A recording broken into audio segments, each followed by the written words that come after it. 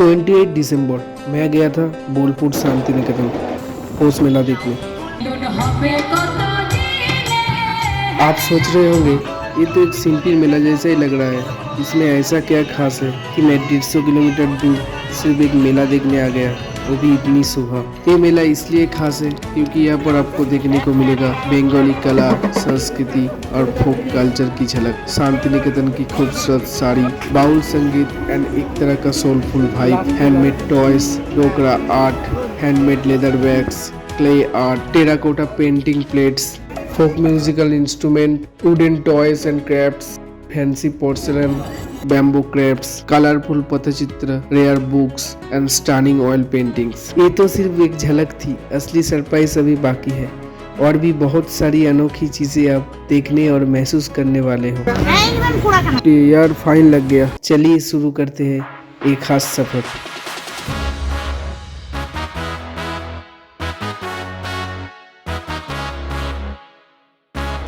हर सफ़र एक फैसले से शुरू होता है। जब लोग वेस्ट बंगाल के बारे में सोचते हैं तो उनके दिमाग में सिर्फ कलकत्ता, दुर्गा पूजा, माचिस झोल, रसगुल्ला और मिष्टी दोई आता है। लेकिन वेस्ट बंगाल सिर्फ इतना ही नहीं है, ये एक ऐसी जगह है जहाँ हिमालय की ठंडी हवा भी मिलती है और समुंदर का सनसेट भी। यह मैनग्रोव्स भी है, वाइल्ड लाइफ भी है, हिस्टोरिक प्लेस भी है और इंटरनेशनल टूरिस्ट स्पॉट भी। वेस्ट बंगाल सिर्फ एक स्टेट नहीं है, ये इंडिया का सबसे जियोग्राफिकली डाइवर्स रीजन है। एक कुछ जगह मैंने शॉर्टलिस्ट की है जो मुझे इस साल एक्सप्लोर करनी है। इस साल टारगेट सिंपल है, पहले अपने स्टेट को एक्सप्लोर करना है, फिर इंडिया के बाकी स्टेट को। शॉर्टलिस्ट रेडी है, मैं और मेरा फोन भी, और मेरा सफरनामा भी अब ऑफिशियल स्टार्ट हो चुका है। गुड मॉर्निंग एवरीवन, आज मैं जा रहा हूँ बोलपुर शांति निकेतन। आज पोष मेला का लास्ट डे है। यूजुअली मेला 22 से 23 तारीख को स्टार्ट होता है और 26-27 तक ही रहता है, इसलिए मैं श्योर नहीं था कि मेला अभी भी चल रहा होगा या नहीं। बट पता किया मेला आज तक है। ये ट्रिप मेनली मेरी माँ की है, उन्हें बड़ा मन था इस साल जाने का और फिर सुबह 6 बजे हम निकल पड़े। रास्ते में ही मैं फ़ोन से ऑनलाइन टिकट बुक कर लिया। प्लान सिंपल था, यहाँ से बैंडल, वहाँ से गणदेवता एक्सप्रेस पकड़ के सीधा बोलपुर और सुबह सुबह पहुँच गया पांडुआ ट्रेन पकड़ने के लिए। For the kind attention of the passengers, train number 37815 is arriving on platform number 3 অনুগ্রহ শুনবেন গাড়ি সংখ্যা 34818 ডাউন বর্ধমান হাওড়া লোকাল 3 নম্বর প্ল্যাটফর্মে আসছে। कृपया ध्यान दें गाड़ी संख्या 37818 down Bardhaman Howrah local platform क्रमांक 3 पर आ रही है। प्लान सिंपल था लेकिन ये दिन सिंपल नहीं था। यूजुअली जब हम कहीं घूमने जाते हैं तो सिर्फ उस जगह की मेमोरीज याद रहती है, लेकिन ये ट्रिप अलग था। जाने से लेकर घर वापस तक हर पल यादगार बन गया और जर्नी के एंड तक आप खुद समझ जाओगे क्यों। पांडव से बैंडल के बीच सिर्फ 4 स्टेशन, ओनली 20 मिनट्स लगता है पहुंचने में, लेकिन बैंडल पहुंचने से पहले ही गणदेवता एक्सप्रेस निकल चुकी थी। उसका टाइम था बैंडल में 6:45 बजे और हम समझ रहे थे 7 बजे है। बस वही गलती हो गई, ट्रेन मिस। उस मोमेंट पे सिर्फ एक ही थॉट आया, गया ट्रिप कैंसिल। मुझे लगा शायद आज का प्लान ही यही खत्म, बट हम लकी थे। पता चला कि पोस्ट मेला की वजह से एक स्पेशल ट्रेन 8 बजे चल रही है और तब लगा बोलपुर इज ऑन। 1 सेकेंड 1 घंटा बैंडल स्टेशन पर वेट किया, वही एक छोटी सी बाट के साथ थोड़ा मस्ती किया। गजब थी वो, इतना पास रहकर भी उड़ कर गई नहीं। सब कुछ ठीक चल रहा था। फिर अनाउंस हुआ हमारी ट्रेन का और उसके बाद जो हुआ, मेरा गुड डे हो गया बैड डे। हैप्पी जर्नी शुरू होने से पहले ही सैड हो गया। मेरी किस्मत ही फूटी यार, फाइन लग गया। उसमें फाइन लग गया, गलती मेरी है। मैं खुद टीटी के पास जाके फाइन लगाया। मैं तो गणदेवता के लिए टिकट कटा था पांडुआ से, लेकिन वो ट्रेन तो चला गया। उसके बाद जो ट्रेन था तो वो एक्सप्रेस ट्रेन है। तो जब ट्रेन आने वाला था तो किसी ने बोला इस टिकट से नहीं होगा, तो मैं सोचा फाइन लग जाएगा, इससे पहले मैं टीटी से खुद पूछ लूँ। वही हो गई मेरी गलती। मैं टीटी के पास चला गया, अपना टिकट दिखाया। तब मुझे भी पता नहीं था, पांडुआ में जब मैं यूटीएस से टिकट कटा, हाँ, तब मुझे ध्यान ही नहीं था कि मैं पांडुआ से कट लिया। पांडुआ से बोलपुर तक टिकट मैंने बाई किया, वो मुझे ध्यान ही नहीं था। अब मैं बैंडल आ चुका हूँ, तो उसके लिए तो मेरे पास टिकट नहीं है कि मैं बैंडल कैसे पहुँच। और टीटी भी मेरे ऊपर हंस रहा था कि तुमने क्या गलती कर दिया, लेकिन मैंने रिक्वेस्ट किया, लेकिन मैं नहीं, मुझे काटना पड़ेगा फाइन। काटो, क्या बताऊँ। इधर मेरा एक्सप्रेस ट्रेन जो जिससे मैं जाने वाला हूँ बोलपुर, वो भी घुस चुका था। जो भी करना है कीजिए, जल्दी कीजिए। बुरा कटा, सुबह सुबह बुरा कटा मेरा। ये बात ऐसे हो गई ना, आ बेल मुझे मार, वो वाली कहावत मुझे याद आने लगी। क्या करे यार,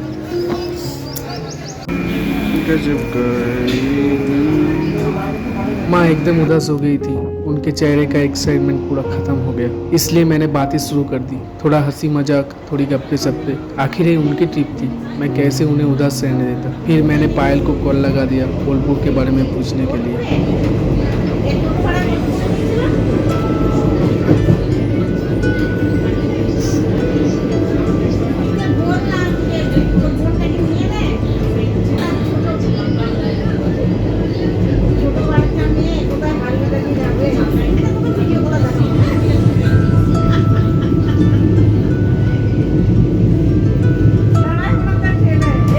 अपने शहर पांडुआ को पीछे छोड़ते हुए हम बर्धमान पहुंचे।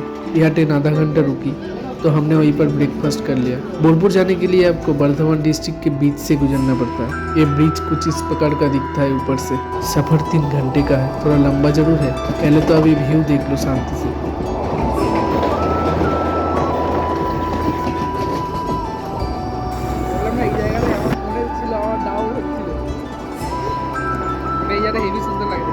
यहाँ का जो फील्ड्स, नदियाँ और खुले आसमान का व्यू मिलता है वो आंखों को सच में सुकून देता है। बस एक कंडीशन है, विंडो सीट मिलनी चाहिए,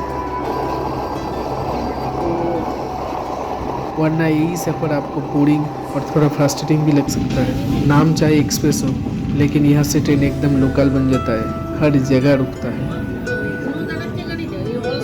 बर्धमान को धानेर गोला कहा जाता है। सबसे ज़्यादा चावल का उत्पादन इस डिस्ट्रिक्ट से ही होता है। सीजन के वक्त यहाँ का नज़ारा कुछ और होता है। जहाँ तक नज़र जाए सिर्फ हरे भरे खेत।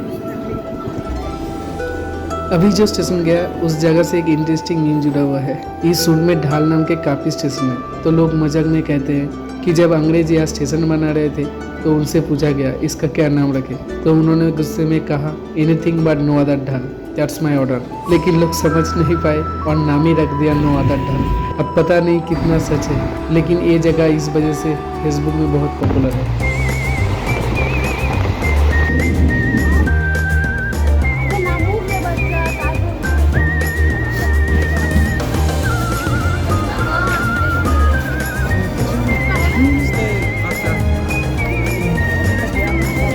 फाइनली लगभग 3 घंटे के सफ़र के बाद हम बोलपुर पहुंच ही गए। लेकिन आज मेला का लास्ट डे था, इसलिए स्टेशन लोगों से एकदम भरा हुआ था। फुट ओवर ब्रिज इतना नैरो था कि सिर्फ स्टेशन से बाहर निकलने में 20 मिनट्स लग गए।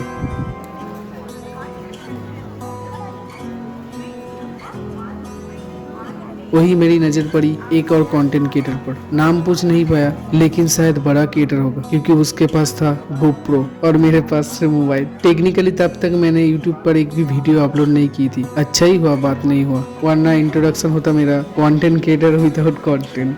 जग सफर थोड़ी मुश्किल के बाद आखिरकार हम स्टेशन से बाहर निकल गए। हम लोग पहुँच गए हैं बोलपुर। यहाँ से ऑटो लेके जाएंगे सीधा मेला। ये है बोलपुर शांति निकेतन, रवि ठाकुरेर देश, जिन्हें दुनिया रविंद्रनाथ टैगोर के नाम से जानती है। वो हम बंगालीज के लिए हैं कवि गुरु रविंद्रनाथ ठाकुर। ये देखिए बंगाली अल्फाबेट्स। मेरे साथ रहकर थोड़ा थोड़ा बंगालीज बोलना तो आप सीख ही जाओगे, बाद में लिखना भी सिखा दूंगा।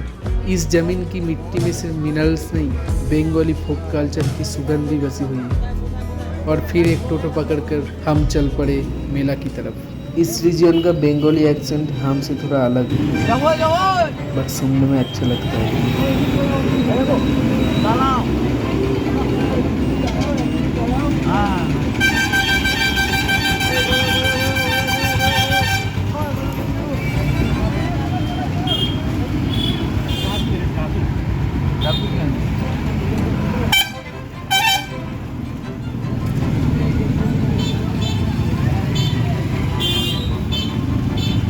भाई ओए তো হ্যাঁ বেশ ছেড়ে দিন আমাদের কিন্তু ছেড়ে দেব করি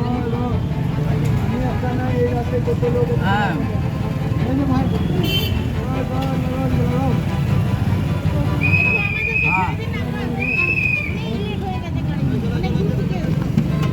সবাই দূর থেকে এসছে।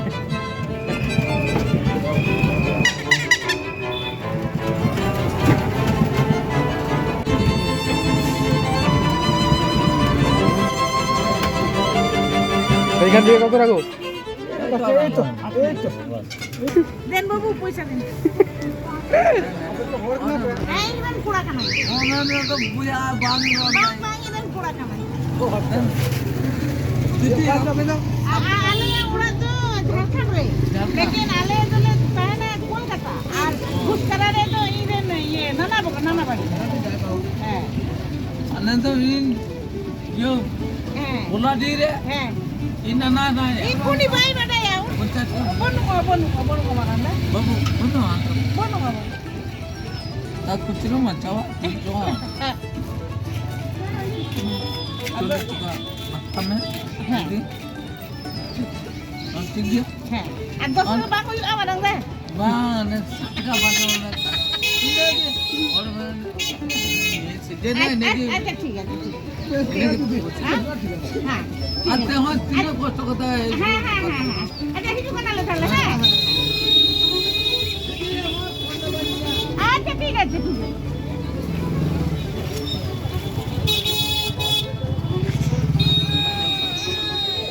ভাষা এমন একটা জিনিস জানিস তো সব ভাষা শিখতে হয় Now you guys know how talented my daughter really is. नाकाबंदी की वजह से टोटो मेला तक नहीं जा पाया। रास्ते में जाते जाते बहुत कुछ देखने को मिला। यहाँ से मेला लगभग 1.5 किलोमीटर दूर था। हमारी तरह सब लोग पैदल ही मेला की तरफ बढ़ रहे थे और इस पॉइंट से ही मेला स्टार्ट, क्योंकि रास्ते के दोनों तरफ स्टॉल्स दिखने लगे थे। लोगों की भीड़, आवाज़ें, हलचल, माहौल पूरा फेस्टिव हो चुका था। मेला तक पहुंचते पहुंचते लगभग 12 बज गए थे। समय का भी और मेरा पेट का भी। तो वहीं पर एक स्टॉल में रुककर मैं और मेरी मम्मी मूढ़ी घुगनी खा ली। खाना खाने के बाद पेट भी शांत और मन भी। रास्ते में बच्चों के खिलौने के स्टॉल देखते देखते मैं आखिरकार पहुंच गया मेला के मेन गेट पर। और यहीं से शुरू होता है असली मेला, जिसके लिए मैं इतनी दूर से यहाँ आया था। तो दोस्तों, ये पोष मेला शुरू हुआ था 1894 में महर्षि देवेंद्र ठाकुर के द्वारा ब्रह्म समाज की प्रतिष्ठा के लिए।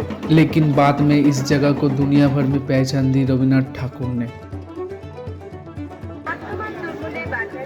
मेला में घुसते ही पता चला ये जगह कितनी बड़ी है।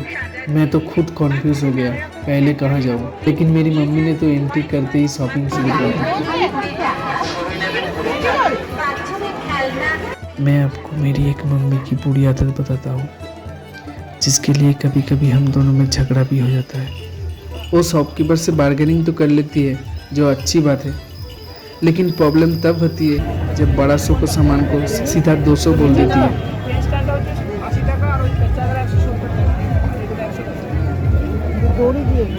और कभी कभी तो उससे भी बुरी चीज़ करती है।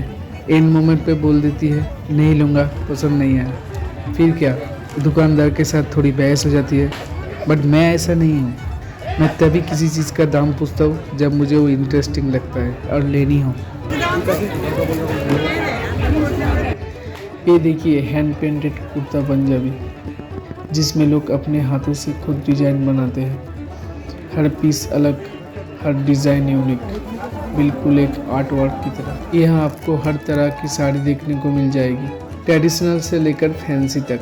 लेकिन सबसे ज़्यादा फेमस है यहाँ का शांति निकेतनी बाटिक प्रिंट साड़ीज। इनके डिज़ाइन में अलग ही कहानी छुपी होती है।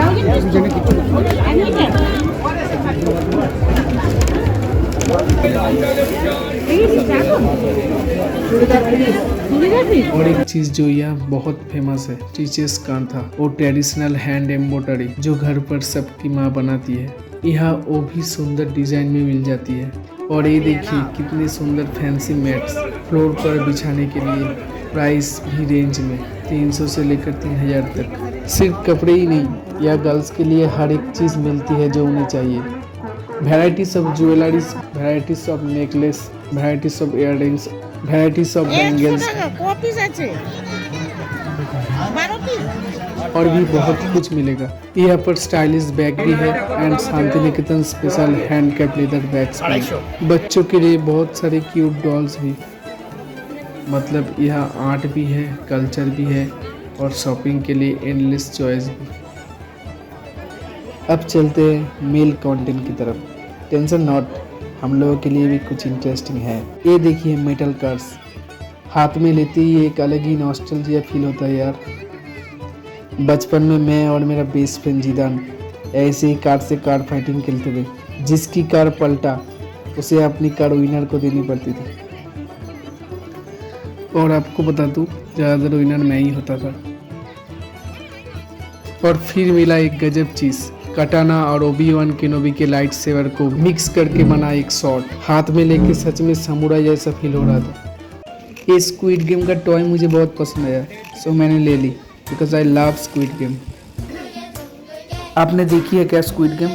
बहुत ही बढ़िया वेब सीरीज है, one of the finest Korean web series ever made. लाट्टू लाट्टू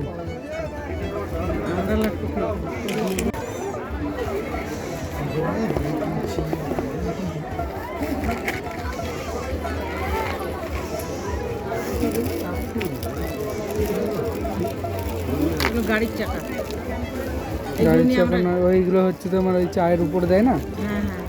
কিন্তু এগুলো কত করে? 40 টাকা। এগুলো কি সব একদম এগুলো একদম হ্যাঁ, যার 50 টাকা। ये वाला लट्टू भी मैंने एक लिया। ये लट्टू 2 मिनट से भी ज़्यादा टाइम घूमता है। लेकिन अब चलते हैं उस सेक्शन की तरफ जहाँ से बोलपुर मेला का असली पहचान शुरू होती है। यहाँ से शुरू होता है आर्ट सेक्शन, वो हिस्सा जो शायद आपको कहीं और देखने को ना मिले। यहाँ से सिर्फ सामान नहीं बिकता, यह क्रिएटिविटी, कल्चर और आर्टिस्ट का आर्ट बिकता है। अब मैं आपको दिखाने वाला हूँ बोलपुर की सबसे खास और फेमस चीज़ें जो इस मेला को सिर्फ मेला नहीं, एक कल्चरल एक्सपीरियंस बना देती है। ये देखिए, एक तरह होता है वन स्ट्रिंग म्यूजिकल इंस्ट्रूमेंट। ये देखिए मेरी मम्मी अभी बजाई, ये करो। जो बंगाल के बाउल सिंगर का ट्रेडिशनल इंस्ट्रूमेंट है। इससे अक्सर बाउल गान में यूज़ किया जाता है। ये देखिए, यह और भी बड़े बड़े पीसेस लगे हुए हैं। क्या बात है, कितना खूबसूरत बजा रहे हैं ये भाई साहब। और जो आप इन्हें देख रहे हैं, इनमें से ज़्यादा यहाँ के स्टूडेंट्स हैं जो अपनी आर्ट को यह प्रमोट करने आए हैं। देखिए ज़रा, लकड़ी और सैंडस्टोन से इन्होंने क्या क्या बना दिया। ट्रीज, ह्यूमन फिगर्स, मूर्तियाँ, मछली, चींटी, कितनी क्रिएटिविटी है हर पीस में। और ये देखिए, सैंडस्टोन से गणेश जी की फेस भी बना दिया। क्रिएटिविटी देखकर मैं सच में हैरान हो गया। सच बताओ, आपको कैसा लग रहा है ये सब देखकर? फिर मेरी नज़र पड़ी एक खूबसूरत सी चीज़ पर, रेजिन फ्लावर पेंडेंट। असली फूल को इतने प्यार से प्रिजर्व किया गया है जैसे किसी याद को हमेशा के लिए संभाल कर रख लिया हो। फूल तो वक्त के साथ मुरझा जाता है, लेकिन यहाँ उसे हमेशा के लिए जिंदा कर दिया गया है। अगर आप किसी से प्यार करते हो तो ये सिर्फ एक गिफ्ट नहीं, एक एहसास हो सकता है। बर्थडे विशेस के लिए परफेक्ट गिफ्ट। छोटा सा है पेंडेंट, लेकिन बहुत ही सुंदर लगेगा आपके लव वंस के ऊपर, क्योंकि ये सिर्फ एक पेंडेंट नहीं है, इसमें छुपी हुई है एक खूबसूरत सी नेचर की कहानी। आगे जाके यहाँ पर बहुत सारे कागज़ के फूल की दुकान देखने को मिला। बहुत लोग खरीद रहे थे घर सजाने के लिए सुंदर सुंदर कागज़ के फूल।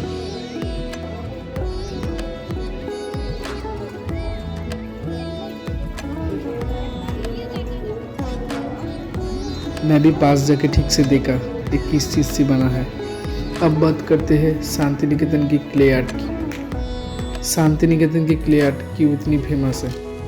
सबसे पहले ये बनती है यहाँ के लोकल मिट्टी, लाल मिट्टी से। इस मिट्टी को शेप देकर भट्टी में पकाने के बाद उसके बाद ये स्ट्रॉन्ग टेरिकोटा बनता है। लेकिन इसकी असली पहचान आती है इसकी लास्ट फिनिशिंग, मतलब पेंटिंग में। हर पीस पर हाथों से पेंटिंग की जाती है। आप देखोगे डिजाइन में बाउल गायक, ग्रामीण जीवन, पेड़ पौधे, जानवर और ट्राइबल पैटर्न्स बने होते हैं। ये सब सिर्फ एक डिज़ाइन नहीं है, बंगाली की कल्चर और डेली लाइफ का रिफ्लेक्शन है। इसी हैंडमेड टच और कल्चरल स्टोरी टेलिंग के वजह से शांति निकेतन की एक क्ले आर्ट इतनी फेमस है। अब चलिए आपको दिखाते हैं यहाँ के और दो इंटरेस्टिंग आर्ट फॉर्म।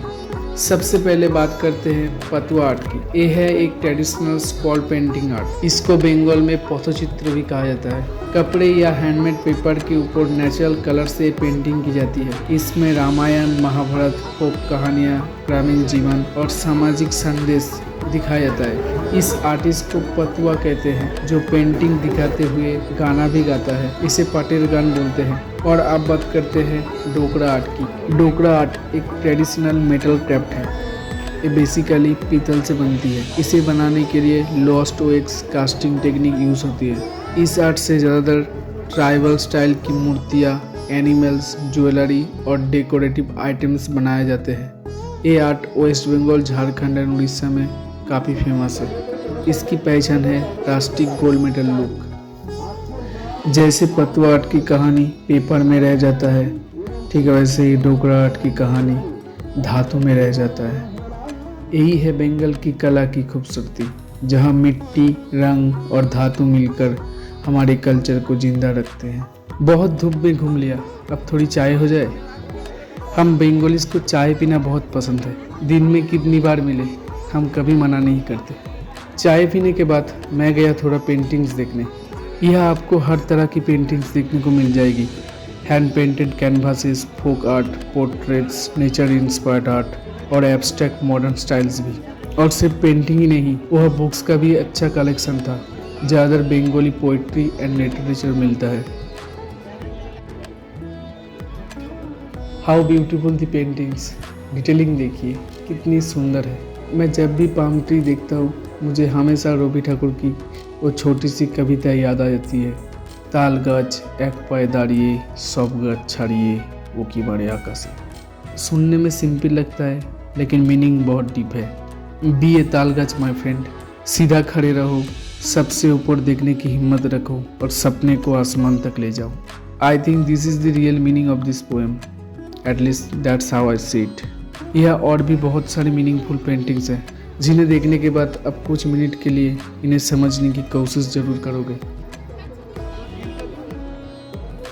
यह और भी बहुत कुछ है, पेंटिंग, फ्रेम्स, हैंडमेड कैलेंडर्स। और एक इंटरेस्टिंग बात बताओ, हम नॉर्मल पीपल्स अक्सर पैसा लग्जरी चीज़ों में खर्चा करते हैं, लेकिन जो मिलेनियर्स और बिलियनियर्स होते हैं वो सबसे ज़्यादा इन्वेस्ट करते हैं इन बुक्स और पेंटिंग्स में। This can't be without a reason, there must be something deeper behind this. कुछ तो खास है इन चीज़ों में जो हमें नहीं दिखता, पर उन्हें दिख जाता है। फिर देखने को मिला वुडन क्राफ्ट्स। यह वुडन के चेयर, टूल्स, बेंच, टेबल, जो भी घर का एसेंशियल फर्नीचर है, यह सब बिकता है। यह वुडन्स के खिलौने और होम डेकोरेटिव आइटम्स भी है, जिससे घर सजाने पे आपकी घर एकदम टीवी सीरियल के घर जैसा रॉयल दिखेगा। यह एक सुंदर सा मिरर भी था। सच में बोलपुर का पोस्ट मेला यूनिक आइटम का खजाना है। अब चलते हैं मेला की जान, मेला की फन जोन की तरफ। यहाँ आप बहुत सारी एक्टिविटीज एंजॉय कर सकते हो, जैसे जलपरी के साथ सेल्फी ले सकते हो, बड़े बड़े नागरदोला में चढ़ सकते हो एंड उसके ऊपर उठ के ऊपर से चिल्ला भी सकते हो। मेला का असली मजा यही से स्टार्ट होता है। मेला में सिर्फ हम लोग शॉपिंग और खाने के लिए नहीं आते, हम लोग आते हैं दिल से एंजॉयमेंट करने के लिए। यहाँ और भी बहुत सारी राइड्स हैं, like dragon train, break dance, mini roller coaster, बच्चों के लिए toy cars and jumping castle. हर राइड का अपना अपना एक्साइटमेंट, अपना अपना थ्रिल है। और मेला में एंजॉयमेंट नागरदोला के बिना कैसे हो सकता है। जैसे सुहागन का ताज होता है एक चुटकी सिंदूर, ऐसे ही मेला का ताज होता है ये नागरदोला। इसमें चढ़ने में मुझे बहुत डर लगता है। स्कूल लाइफ में एक बार दोस्तों के साथ ट्राई किया था, मेरा तो जान निकल गया था। उसके बाद मैंने कभी भी ट्राई नहीं किया। इन फ्यूचर मुझे स्काई डाइविंग और बंजी जंपिंग करनी है। इसके लिए मुझे इस डर को एक दिन ख़त्म करना ही होगा और मैं करके रहूँगा, बट आज नहीं। कितने सारे लोग यहाँ आए हैं, जरा इस भीड़ को देखिए। सिर्फ भीड़ देख कर ही अंदाज़ा हो जाता है कि एरिया कितना बड़ा होगा। दूर दूर से लोग आए हैं सिर्फ इस मेला को देखने। हर तरफ आवाज, म्यूजिक, बातें, लगभग हर मिनट किसी न किसी का नाम माइक में अनाउंसमेंट हो रहा था। बट ऑर्गेनाइजर्स काम बढ़िया कर रहे थे।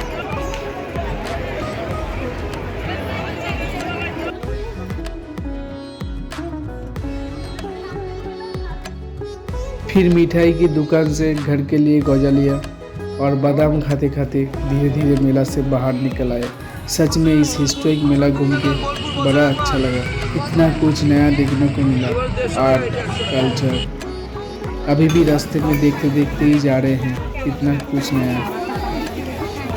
आप भी जरूर आइएगा एक बार इस हिस्टोरिक मेला को देखने। धूप से और भूख से माँ और बेटा दोनों का ही हाल पागल की तरह लग रहा था, इसलिए पहले किया पेट पूजा, ऑर्डर दिया बिरयानी। बट इसमें दूर दूर तक बिरयानी का टेस्ट ही नहीं था। खैर पेट भर गया और हम ट्रेन के आने से पहले ही स्टेशन पहुंच गए। लेकिन वहां जाके पता चला आज सारी ट्रेन लेट है। लोगों में हलचल बढ़ने लगी, भीड़ धीरे धीरे और बढ़ती गई, बट ट्रेन का कोई नामो निशान नहीं। इतने देर स्टेशन में बैठकर क्या करेंगे, इसलिए देखने चला गया गीतांजलि रेलवे म्यूजियम। ओनली 30 रुपया entry fee, no mobile allowed. पर मैं आपको बताऊंगा अंदर क्या क्या है। वहाँ जाके मुझे रविंद्रनाथ ठाकुर की ज़िंदगी के बारे में बहुत कुछ पता चला कैसे उनके पिता देवेंद्रनाथ ठाकुर के वजह से ये जगह भुवन डांगा से बोलपुर शांति निकेतन बनी। ये है उनकी टीनेज और 20s के फोटोज। 22 साल की उम्र में उनकी शादी हुई मृणालिनी देवी के साथ और उस समय उनकी पत्नी की उम्र थी सिर्फ 9 साल। एक और इंटरेस्टिंग चीज़ पता चला, जब स्कूल बनने के लिए पैसे की ज़रूरत पड़ी तब उनकी पत्नी ने अपनी गहने बेच दी। फिर पता चला कैसे जर्मनी में उनकी मुलाकात हुई एल्बर्ट आइंस्टाइन से। यह है उनकी बचपन की तस्वीर। ये है वो लग्जरियस ट्रेन जिससे उन्हें आखिरी बार बोलपुर से कलकत्ता ले जाया गया। उसके बाद वो कभी वापस शांति निकेतन नहीं आ पाए। 7 अगस्त 1941 को उनका देहांत हो गया, लेकिन उनके शब्द, उनका सपना, उनका शांति निकेतन आज भी जिंदा है। स्टेशन पहुंचते ही देखा यह तो पूरा केओस है। इतनी भीड़ की ट्रेन में जगह कम पड़ रही थी। जापानीज ओशिया की तरह आरपीएफ लोगों की मदद कर रहे थे घुसने में, ताकि ट्रेन टाइम पर निकल पाए। जहां 6 बजे मैं घर पहुंच जाता, वही 6 बजे मेरी ट्रेन आई। स्टेशन में अब कोई अमीर और गरीब नहीं था, बस थके हुए लोग थे, बच्चे, बूढ़े, औरत, मैन, सब। अब तो लोग प्लेटफॉर्म के फ्लोर पर बैठकर अपनी ट्रेन की इंतजार कर रहे थे और इन नादान परिंदों को उड़ते हुए देख रहे थे। इस वीडियो में मैं सिर्फ आपको मेला नहीं दिखाना चाहता था, आपको मेरा पूरा दिन महसूस कराना था। ये दिन मेरा ऐसा कटा कि एक भी पल स्किप नहीं कर पाया। इस डे का अभी भी एक छोटा सा हैप्पी एंडिंग बताना बाकी है। मैं किसी से मिला, ट्रेन में चढ़ने के बाद बर्धमान जाके सीट मिला, वो भी 4 नंबर वाला सीट। इधर मोबाइल भी स्विच ऑफ। बहुत ही तकलीफ के साथ हम घर पहुंचे, लेकिन हंसते हुए, एक अननोन पैसेंजर की वजह से। एक लड़की मेरे एज का ही, वो भी आई थी बोलपुर फ्रेंड्स के साथ। पहले तो सब चुप थे, फिर बात शुरू हुआ ट्रेन लेट को लेके। वहाँ से बोलपुर मेला घूमते हुए बात खत्म हुआ फ्रेंडली जोक्स पर। ट्रेन से उतरने के बाद एहसास हुआ कि हम सब इतनी देर बात की, बट किसी ने किसी का नाम नहीं पूछा। जैसे अनजान थे ठीक वैसे ही रहे। हम सब ऐसे ही करते हैं, नाम पूछने में ऑकवर्ड फील करते हैं, शायद एक डर रहता है। I don't know why. I can't explain how she entertain us because she wasn't a comedian, but the way she spoke could anyone make love. She is a good human being with a great sense of humor. She was funny and beautiful too, without any attitude. मैं क्यों इतनी तारीफ कर रहा हूँ? Not because I had a crush on her. No, because I like her character. I felt she was kind of like me, like my old version, who used to talk with the same energy. I used to be a very talkative person, crack jokes, roasting my friends, but now I'm just a good listener. God knows whether we will meet again or not, but she truly deserved compliment like this. So guys, thank you for listening to me. Thanks for watching and goodbye to you, my dear unknown passenger.